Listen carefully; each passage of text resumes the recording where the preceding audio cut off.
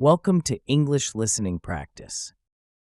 Today, we will learn English through the life of Abraham Lincoln, a real hero of American history. Listen carefully, enjoy the story, and improve your English step by step. Part 1: Early Life. Abraham Lincoln is one of the most famous leaders in American history. But his story does not begin in a palace or a big city. It begins in a small wooden cabin, deep in the forest. On a cold winter morning in 1809, his family was poor, and life was very hard. But the boy born in that cabin would grow up to change the future of a nation. His story is not only about politics or war. It is also a story about hope, courage, failure, pain, and the power of never giving up. Abraham Lincoln was born in Kentucky, in a very quiet and simple place. His father, Thomas Lincoln, was a hard-working man. His mother, Nancy Hanks Lincoln, was gentle and kind. They had very little money. Their home was small, built from logs, with only one room. There was no electricity, no running water, and no warm fireplace unless they built the fire themselves. Life in the early 1800s was full of work from morning until night. Lincoln did not have toys or books like children today. Most days, he helped with chores, cutting wood, carrying water, feeding animals, and working in the small family field. But even as a young boy, he had a strong desire to learn. Whenever he found a book, he held it like treasure. Sometimes he had to walk miles just to borrow one. His mother encouraged him, telling him that knowledge could make his life better. Lincoln never forgot her words. Sadly, when he was only 9 years old, his mother became very sick and passed away. It was one of the earliest and deepest pains of his life. Lincoln loved his mother very much. After she died, he felt lonely and heartbroken. But he kept going, and he kept learning. A year later, his father remarried. Lincoln's stepmother, Sarah Bush Johnston, was warm and loving. She treated Abraham as if he were her own son. She supported his love for reading and pushed him to follow his curiosity. Lincoln later said that his stepmother helped shape him into the person he became. Even though he loved books, Lincoln did not get much formal schooling. In total, he had less than 1 year of classroom education. But he taught himself by reading in the evenings. After long days working on the farm, he would sit by the fire or a small candle and read everything he could find: poetry, history, religion, math, anything. He read slowly and carefully, thinking deeply about every word. This habit of reading helped him develop a clear and powerful way of speaking, which became one of his best skills later in life. When Lincoln was a teenager, he grew fast, very fast. By the time he was a young man, he was over 6 feet 4 inches tall. He was thin, with long arms and big hands. People said he looked strange or awkward, but he had a gentle smile, bright eyes, and a kind heart. He loved telling funny stories and jokes. People liked being around him because he made them laugh and feel comfortable. Life was still difficult, though. The Lincoln family moved from Kentucky to Indiana, and later to Illinois, searching for better opportunities. Everywhere they moved, the work was hard. Abraham chopped countless trees, split wood, built fences, and helped neighbors with heavy tasks. Physical labor made him strong, but his mind was always busy thinking about bigger ideas: fairness, freedom, justice, and the future. By the time Lincoln reached adulthood, he knew he did not want to be a farmer forever. He wanted something more, something different. He wanted to understand the world beyond the woods. So when he turned 21, He left home to build a life on his own. He had no money, no college degree, no rich family connections. What he had was curiosity, honesty, and a deep desire to learn. He did not know it yet, but these simple qualities would one day help him guide a broken country through its darkest hour. Part 2. Lincoln's Early Jobs and First Failures. Abraham Lincoln's early life was not easy. He did not grow up with money. He did not have a powerful family. He did not have many chances. But he had something very important, a strong desire to learn and a belief that life could get better if he worked hard. When Lincoln was a young boy, he worked on farms. He helped cut trees, fix fences, plant corn, carry water, and feed animals. Farm life was simple but very tiring. Every day started before sunrise and ended after sunset. But Lincoln never complained. He became tall, strong, and patient. These qualities helped him later in life. When he turned 21, Lincoln decided to start a new life on his own. He moved away from home and began searching for work. He did not know what he wanted to do yet, but he knew he wanted to grow. Lincoln the store clerk. Lincoln's first job was working in a small store in New Salem, Illinois. The store sold tools, clothes, sugar, salt, and simple everyday items. Lincoln greeted customers with a warm smile. He listened to people, laughed with them, and helped them carry their purchases. He became known as the honest clerk because he always returned extra change and walked long distances to correct mistakes. If he owed someone 1 penny, he walked to their house to give it back. People soon said, "Honest Abe is the most trustworthy man in town." But even though Lincoln did well at the store, the business itself struggled. The store owners made bad decisions, bought things they couldn't sell, and borrowed money they couldn't repay. The store closed, leaving Lincoln with debt that took years to pay back. Most people would have given up, but Lincoln said, "I will pay every dollar I owe." And he did. This was Lincoln's first big failure, but it did not break him. It shaped him. Lincoln the postmaster. After the store closed, Lincoln found a job as a postmaster. It was a small job, but he enjoyed it. He liked reading newspapers from different places.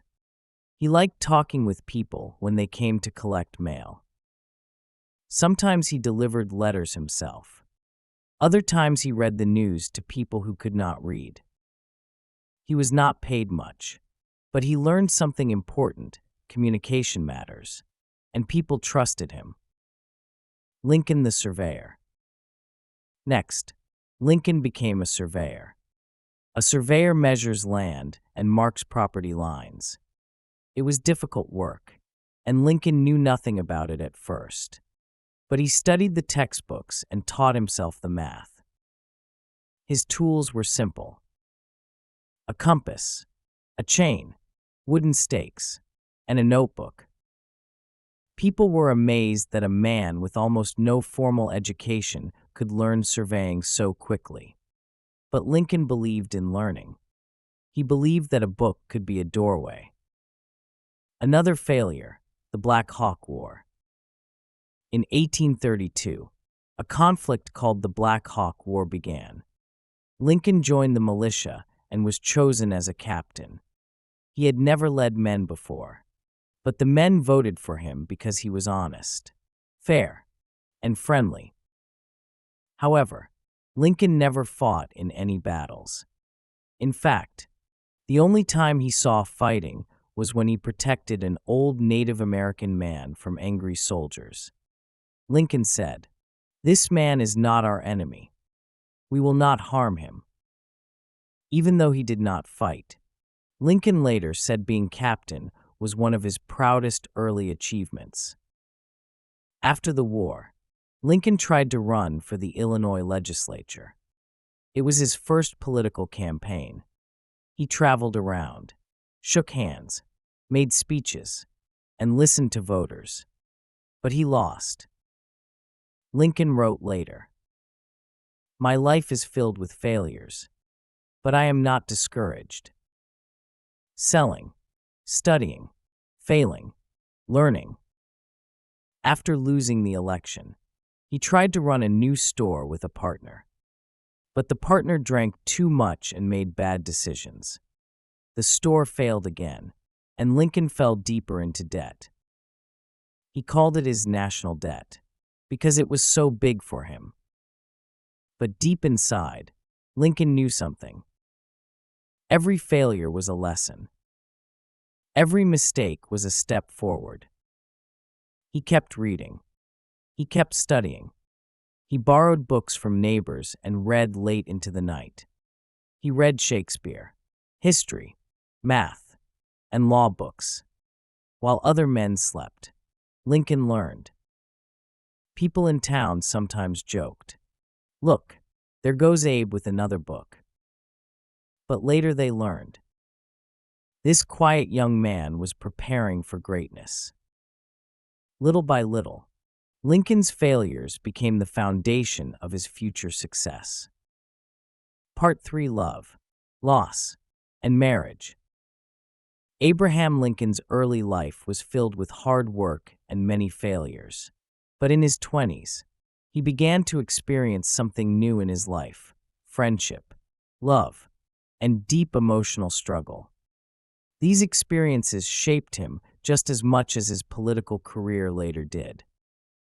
After years of working different jobs, store clerk, postmaster, surveyor, and soldier, Lincoln finally settled in New Salem, Illinois.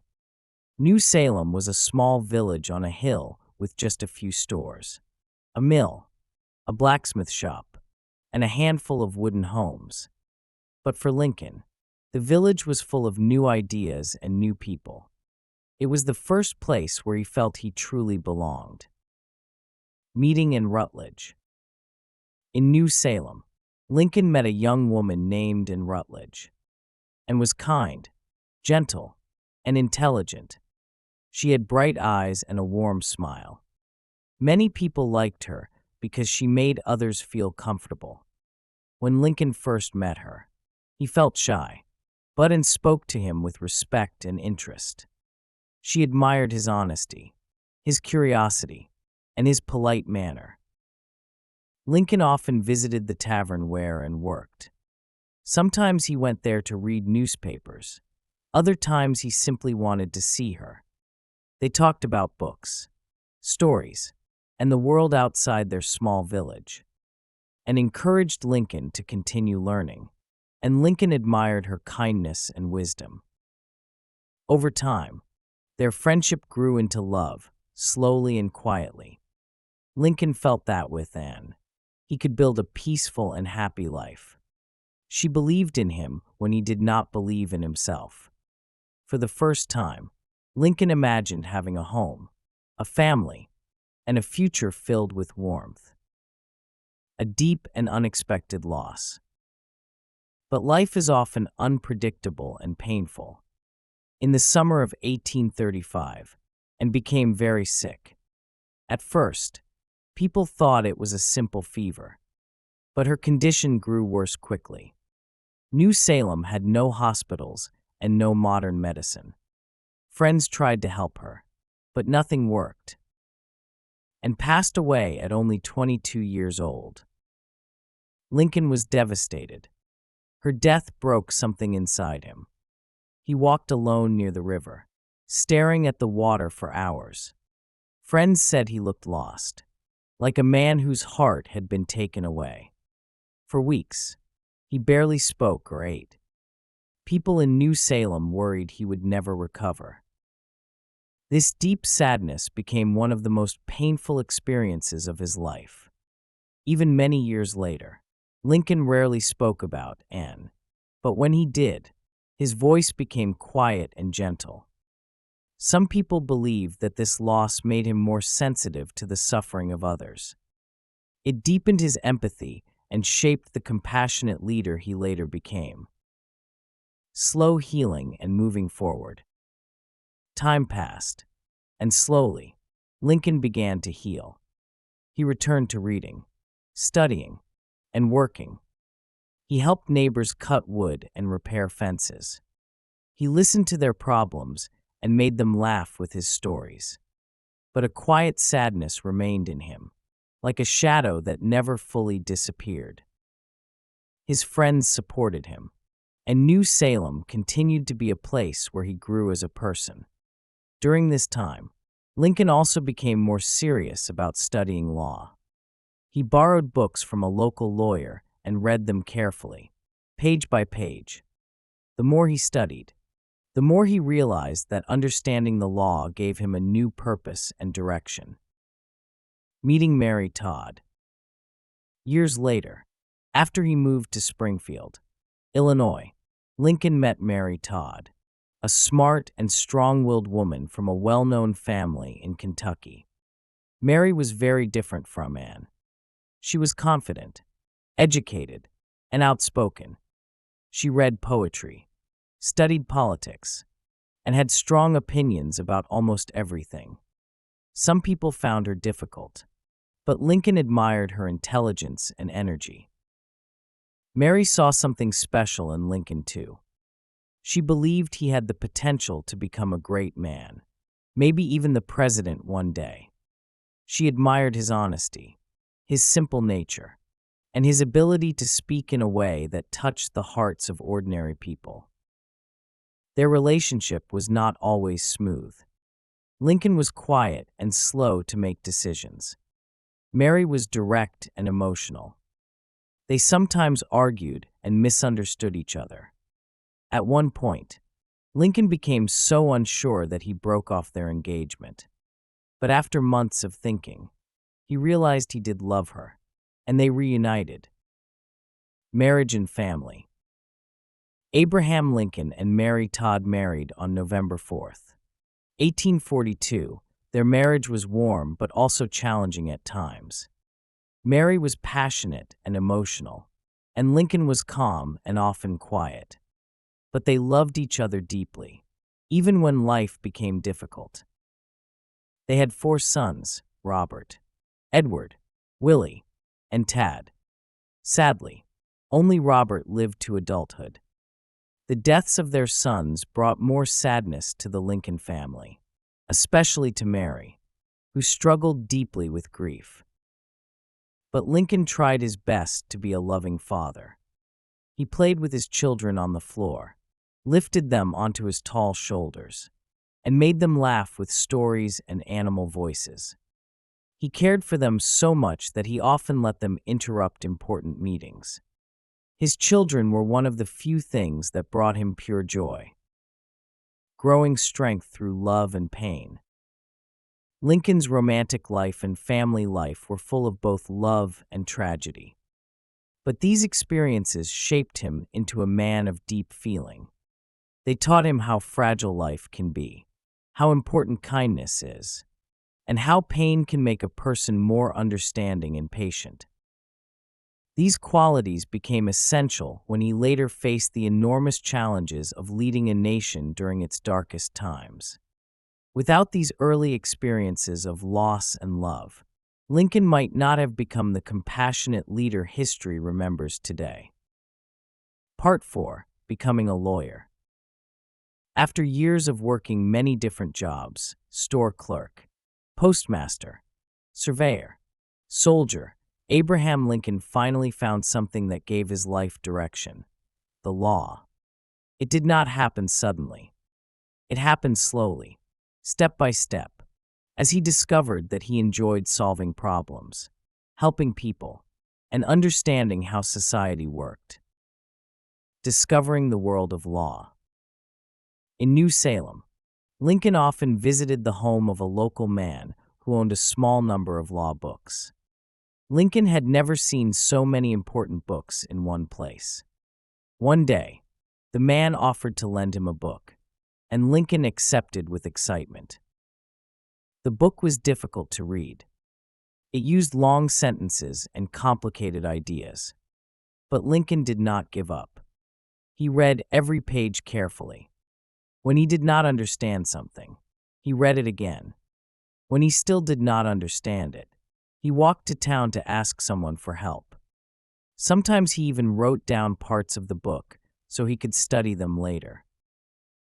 Lincoln soon realized that law was not just about rules. It was about justice, fairness, and helping people who had no voice. He liked that idea. It matched the values he grew up with: honesty, kindness, and doing what is right. A man who taught himself. Unlike most lawyers at the time, Lincoln never went to law school. He had no money for it, and none existed nearby. Instead, he became a self-taught lawyer, studying alone at night with simple tools: a candle, a book, and determination. People often saw him walking with a book in his large hands, reading while he walked. Some joked about it, but Lincoln didn't mind. He believed that if he kept learning, he could build a better life for himself and maybe even help others build theirs. He once said, "My best friend is the man who gives me a book I have not read." Books became his teachers. Curiosity became his power. Applying for a law license. After months of studying, Lincoln felt ready to take the next step. He wrote a letter to the Illinois authorities asking for permission to take the test required to become a lawyer. The test was not written, it was spoken. Lincoln sat in front of several experienced lawyers who asked him questions about the law, justice, and the meaning of legal arguments. Lincoln answered calmly and honestly. He explained concepts in simple, clear language, even when the topics were complex. The lawyers were impressed. They approved his request, and in 1836, Lincoln officially became a licensed attorney. For a man who grew up with almost no schooling, this was an incredible achievement. It proved something important. A person's future is not decided by where they start in life. Joining a law firm. In 1837, Lincoln moved to Springfield, Illinois, a larger town with more business, more people, and more opportunities. There he joined a law firm as a junior partner. His new life began in a small office with a desk, a chair, some papers, and a few legal books. Nothing fancy. Lincoln kept things simple. His office was always messy, with papers on the floor and books stacked on chairs. But he knew where everything was. He had a mind that remembered details. Lincoln's style as a lawyer. Lincoln quickly became known in Springfield and surrounding counties. But he wasn't like other lawyers. Many talked loudly, used fancy words, and tried to look important. Lincoln was different. He spoke slowly and clearly. He explained things in everyday language. He listened more than he talked. He smiled and treated everyone with respect, rich or poor, farmer or businessman. People felt comfortable with him. They trusted him. He became known as a lawyer who preferred fairness over winning. If he believed a client was lying, he refused to take the case. If he learned that a person was guilty, he encouraged them to settle or apologize instead of continuing the fight. One colleague said, "Lincoln's greatest strength was not his clever mind, but his honest heart." Riding the circuit. In those days, lawyers traveled from town to town following judges on what was called the legal circuit. Roads were rough, weather could be terrible, and travel was tiring. But Lincoln didn't complain. He enjoyed meeting new people, sleeping in small inns, and talking with friends. During these trips, He shared stories at night around the fire. His stories made people laugh until tears fell. Even judges enjoyed listening to him. Some said they wished trials would end early just so they could hear Lincoln tell another tale. These stories were not just entertainment. Many had lessons about justice, kindness, and human nature. They showed how Lincoln understood people, their hopes, fears, and struggles, helping ordinary people. Lincoln did not become rich as a lawyer, and he did not try to. He often helped farmers, widows, small business owners, and neighbors who had little money. Sometimes he accepted vegetables or tools instead of cash.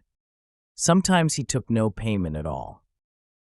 He handled many types of cases: small property disputes, broken contracts, fights between neighbors, cases about farm animals, and even serious criminal trials. When he defended someone poor, he worked just as hard as he did for someone wealthy. To him, every person deserved fairness. A famous case, the Almanac Trial. One of Lincoln's most famous cases involved a man accused of murder. Witnesses claimed they saw the crime clearly because the moonlight was bright. Lincoln used a simple tool, an almanac, to prove that on that night, the moon was too low and too dim to provide enough light. The courtroom was silent. People realized the witness was mistaken. Lincoln won the case, and the man went free. This made Lincoln even more respected as a lawyer who combined intelligence with creativity. Learning human nature. By working as a lawyer, Lincoln learned more than law. He learned how people think, what makes them angry, what makes them afraid, what makes them hopeful, how to speak in a way that touches people's hearts. These skills later became his greatest strengths as a politician and president. A growing dream.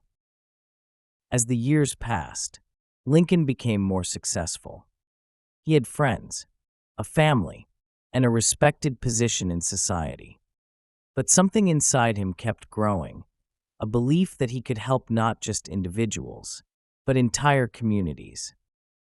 He wanted to make laws that would protect fairness, improve life, and bring people together. Slowly, quietly, a dream began forming in his mind. The dream of entering politics again, but this time, with more wisdom and more purpose.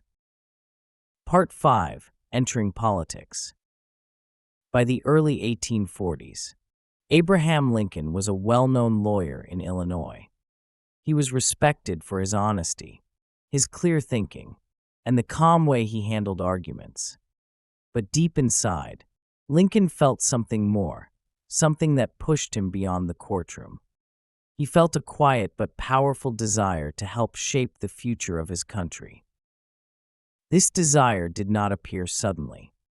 It began years earlier, when he first ran for the Illinois legislature as a young man. He lost that election, but the dream stayed with him. Now, older and wiser, Lincoln believed it was time to try again. A country full of change. America was growing quickly. New states were forming, new towns were being built, and new roads and railways connected the nation. But with growth came conflict. The biggest conflict was slavery. Some states allowed it, and some did not. Some people believed slavery was necessary for the economy. Others believed it was morally wrong and should end. Lincoln had grown up in a poor family that never owned slaves. His father hated slavery and moved his family away from places where it was strong. Lincoln himself felt that slavery was unfair and harmful. But he also knew that the issue was complex, emotional, and dangerous to discuss. Still, He believed that one day the country would need to face this problem directly. Running for the Illinois legislature again. In 1834, Lincoln ran again for a seat in the Illinois legislature, and this time he won. By the 1840s, he had already served several terms. He became known for his careful thinking and his gentle but persuasive speeches. He did not shout or use angry language. Instead, he used simple words and clear stories to explain his ideas. He respected his opponents and listened carefully before responding. Even people who disagreed with him admired his manners and honesty. During these years, Lincoln pushed for improvements to infrastructure, roads, canals, bridges, and railways. He believed the country could grow stronger if people and goods could move more easily across the land. He also spoke against corruption. In politics, some men lied, cheated, or took money for favors. Lincoln refused to do any of those things.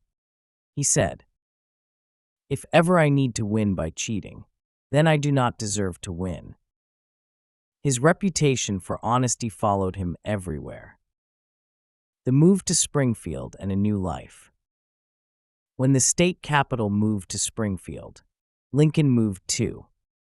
Springfield became his home for many years. It was there that he met Mary Todd, started his family, built his law practice, and grew into a more mature politician. In Springfield, Lincoln joined many debates and discussions with other lawyers and public leaders. They spoke about laws, ideas, and the direction of the nation. Lincoln's mind became sharper, and he learned to express his thoughts more clearly. He also became well-liked socially. People enjoyed his humor and stories. Even those who had strong political disagreements with him would laugh and say, "Lincoln tells a story better than any man alive." The Whig Party and Lincoln's role. At that time, Lincoln joined the Whig Party, a political group that supported strong government involvement in the economy. They wanted railroads, banks, and new roads. They believed in helping businesses grow. They also believed in moral values and education. Lincoln fit well in the Whig Party. He admired Henry Clay, one of the party's greatest leaders. Clay believed in compromise and unity, and Lincoln looked up to him his entire life. Lincoln once said, "If I could be as great a man as Henry Clay, I would be perfectly content." A voice against slavery, but not yet a national figure. During these years, Lincoln spoke more and more about slavery, but he was careful. He did not call for immediate abolition, because he worried the country would split apart. Instead, he argued that slavery should not spread into new territories or new states. He said the government must not make slavery stronger, even if it could not yet make slavery disappear. Many people found his approach balanced and reasonable. Others thought he was too soft. But Lincoln believed that the best progress often came gradually and peacefully. Lincoln goes to Congress. In 1846, Lincoln ran for the U.S. Congress and won. He became a member of the House of Representatives in Washington, D.C. It was a major step in his political career.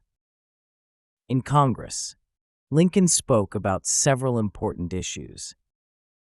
He argued against the Mexican-American War, which he believed was started for the wrong reasons. He supported higher education and better transportation systems. He continued speaking against the spread of slavery. But Lincoln's time in Congress was difficult. His anti-war stance was unpopular, and many voters back in Illinois disagreed with him. When he returned home after one term, he felt discouraged. Some newspapers criticized him harshly. Others mocked him.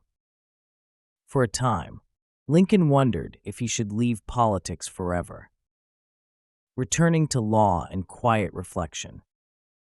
After his term in Congress, Lincoln returned to Springfield and focused on his law practice. He traveled the legal circuit, worked hard for his clients, and spent time with his growing family. But inside, he still watched the country closely. The issue of slavery grew more serious every year. New laws, like the Fugitive Slave Act, created anger and fear on both sides. The country seemed to be moving toward a crisis. Lincoln felt the tension deeply. He knew that one day, someone would have to step forward and speak clearly about the future of America. Was he that person? He did not know yet. But the country was changing fast, and soon, Lincoln would be called back into politics. Why Lincoln returned to politics? In 1854, everything changed with the Kansas-Nebraska Act, a new law that allowed people in new territories to vote on whether they wanted slavery or not. This law opened the door for slavery to expand across the country. Lincoln was shocked. He believed the law was dangerous, unfair, and against American values. He said, "Slavery must not be allowed to spread. It is wrong morally and socially." His voice grew stronger. His speeches became more passionate. People began to notice him again. Crowds came to hear him talk. Newspapers printed his words. Lincoln was returning to politics, not because he planned it, but because the country needed leaders who could speak with clarity, kindness, and logic. And so, slowly but surely, he stepped back into the political world, this time with more experience, more confidence, and a deeper understanding of right and wrong. Little did he know that he was beginning the journey that would one day take him to the presidency. Part 6: The Lincoln-Douglas Debates. The year was 1858, and Abraham Lincoln was now a well-known lawyer in Illinois. He had gained a reputation for being honest, calm, and clear in his thinking. He was not rich, he was not powerful, and he did not come from an important family. But people liked him because he was real. He spoke like an ordinary person, and he cared deeply about fairness. In 1858, Lincoln decided to run for the U.S. Senate. His opponent was Stephen A. Douglas, one of the most famous politicians in the country. Douglas was short, strong, loud, and full of confidence.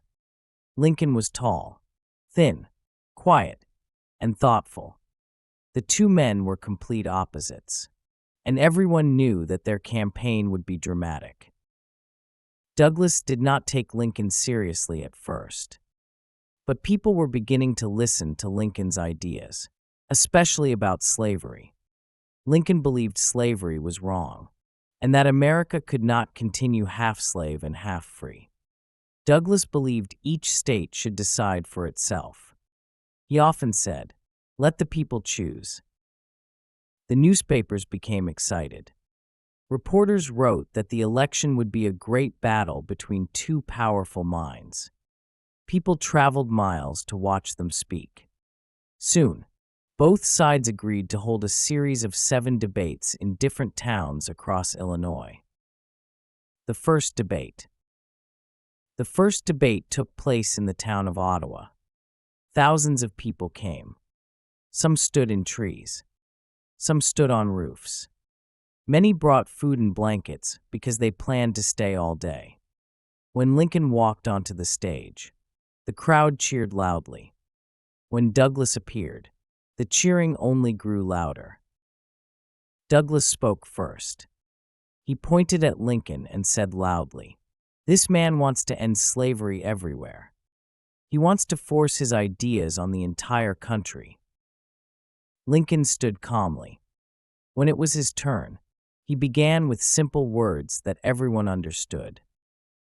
Slavery, he said, is a moral issue. It is not just about states or laws. It is about right and wrong. A house divided against itself cannot stand. This nation cannot stay half slave and half free forever.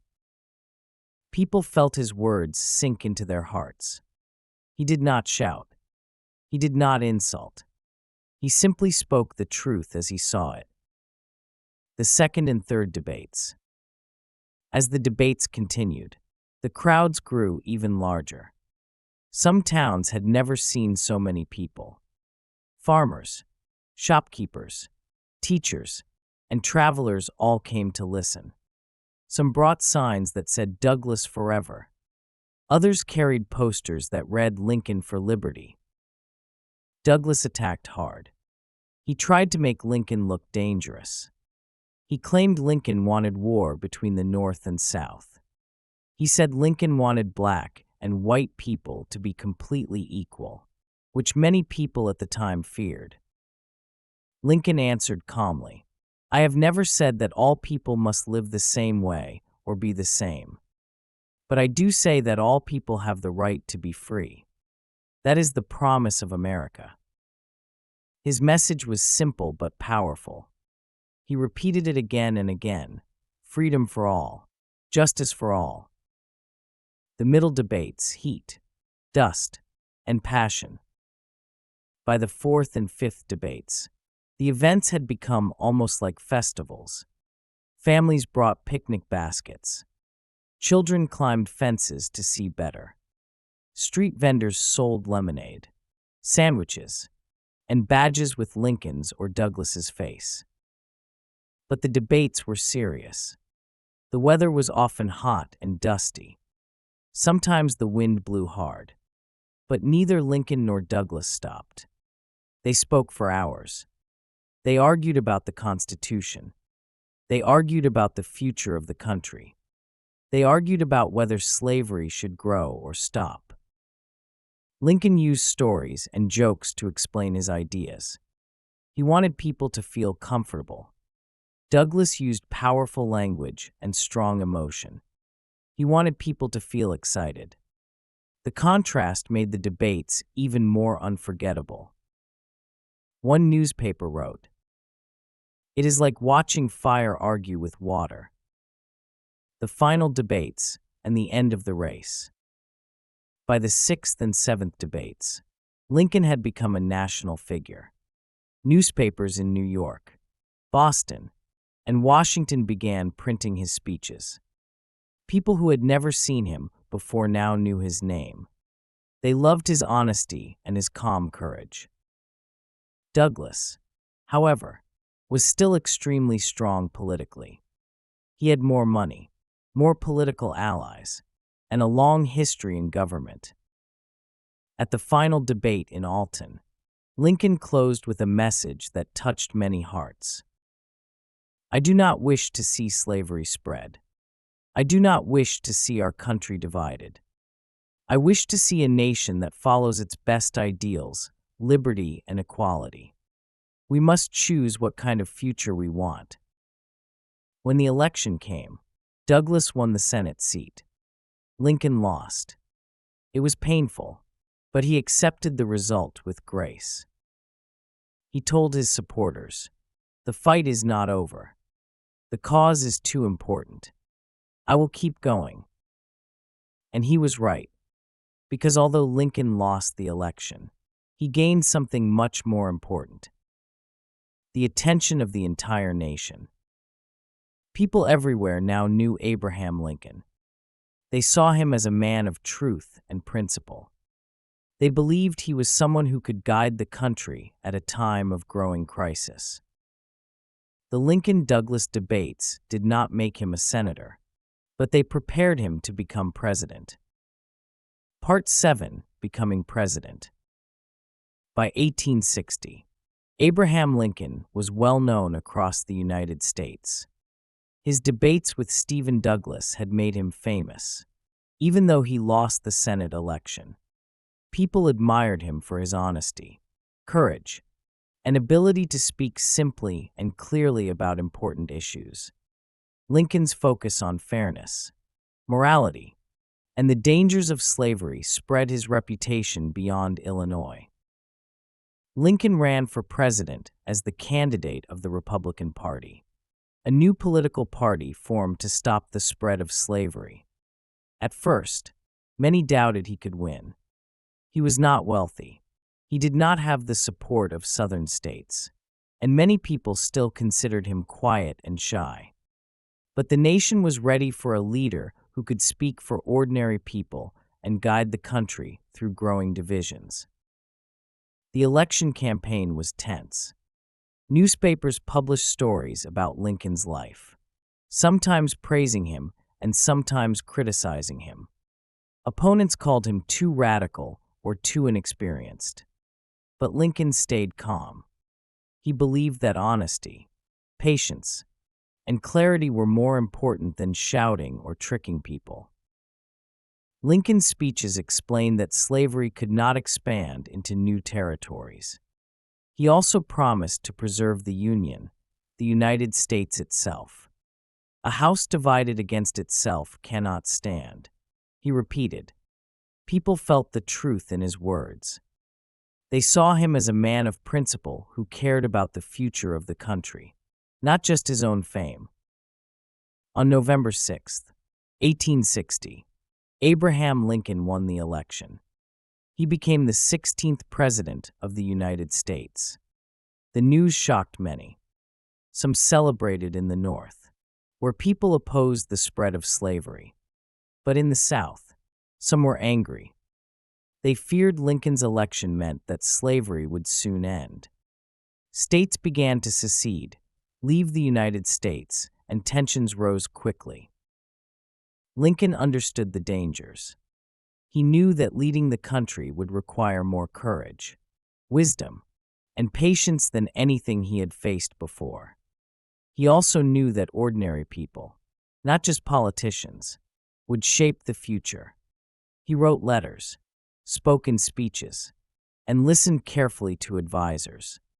He prepared for a task that could change the nation forever. Part 8: The Civil War. In April 1861, the first shots of the Civil War were fired at Fort Sumter in South Carolina. The United States was now fighting itself. 11 Southern states had declared independence from the Union, and they formed the Confederate States of America. Lincoln had hoped for compromise, but compromise was no longer possible. Lincoln faced the toughest challenge of his life. He had to preserve the Union and protect the idea of democracy, but he wanted to avoid unnecessary bloodshed. He sent letters to Southern leaders, offering to protect their rights if they stayed in the Union, but most refused. War had begun. The battles were terrifying. Soldiers marched in long lines, carrying muskets and rifles. Cannons roared. Smoke covered the fields. Thousands of young men died. Lincoln received news of each battle with heavy heart. He spent long hours reading reports, meeting generals, and planning strategies. He sometimes walked alone in the White House gardens, thinking about the soldiers, their families, and the future of the country. Despite the sorrow, Lincoln never lost hope. He reminded Americans that the Union was worth fighting for. He wrote letters to families who lost loved ones. He visited hospitals, encouraged soldiers, and spoke at public events. He wanted people to understand why the war was necessary. Lincoln also faced disagreements with his generals. Some were slow to act. Some made mistakes. Lincoln studied military tactics carefully. He read books and letters. He asked questions. He listened. He learned. Slowly, he found generals who could lead armies effectively. One of these men was Ulysses S. Grant, who later became the key general to win the war. Through these years, Lincoln's leadership became stronger. He balanced courage with caution, firmness with empathy, and strategy with morality. He believed that preserving the Union was not just about politics. It was about the lives of millions of Americans and the survival of democracy itself.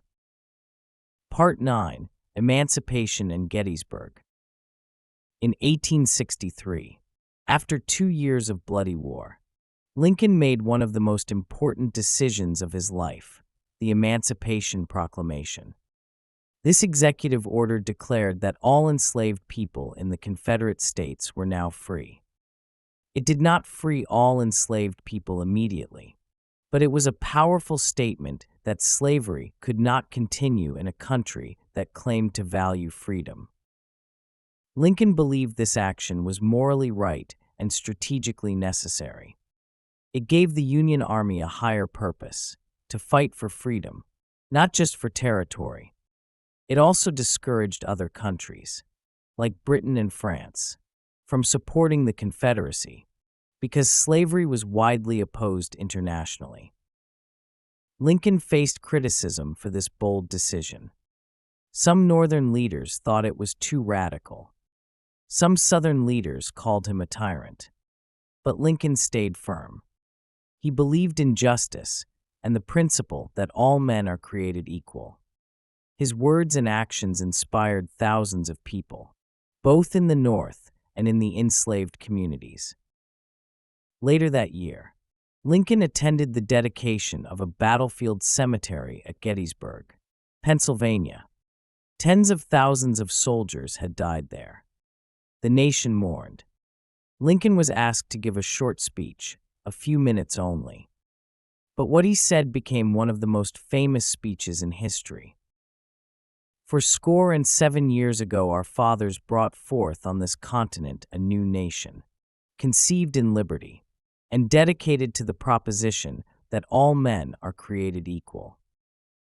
Now we are engaged in a great civil war, testing whether that nation, or any nation so conceived and so dedicated, can long endure. Lincoln reminded Americans that the Union was worth the struggle, and that the sacrifices of the soldiers must lead to a new birth of freedom. His words were simple, but their meaning was powerful. They gave hope to a weary and suffering nation. Part 10. Assassination and Legacy. In April 1865, the Civil War finally ended. The Union was preserved, and slavery had been abolished. Lincoln had achieved what few believed possible. But peace came too late for him. On April 14, 1865, Lincoln attended a play at Ford's Theater in Washington, D.C. He watched actors perform and smiled, enjoying a moment of normal life after years of war. But during the performance, John Wilkes Booth, a man who hated Lincoln and the Union, entered the presidential box and shot him in the head. Lincoln was taken to a nearby house. Doctors worked desperately, but it was too late. He died the next morning, April 15, 1865. The nation was stunned. People wept. Bells rang. Newspapers printed his picture, and flags flew at half-mast. Even in death, Lincoln's character and vision inspired the world. He was remembered as a man of honesty, courage, and humility. He had led the country through its darkest time, preserved the Union, ended slavery, and strengthened democracy. He became a symbol of freedom, equality, and hope for future generations. Lincoln's life teaches us that greatness does not come from wealth or power, but from humility, empathy, perseverance, and courage. He was a man who faced personal tragedy, political danger, and national crisis, yet he never wavered in his principles. Today, statues, books, and memorials honor Abraham Lincoln. Schools teach children about his life. Leaders around the world study his speeches. People admire how he listened, learned, and led with both mind and heart. His legacy reminds us that one person can truly change the world when they act with honesty and justice.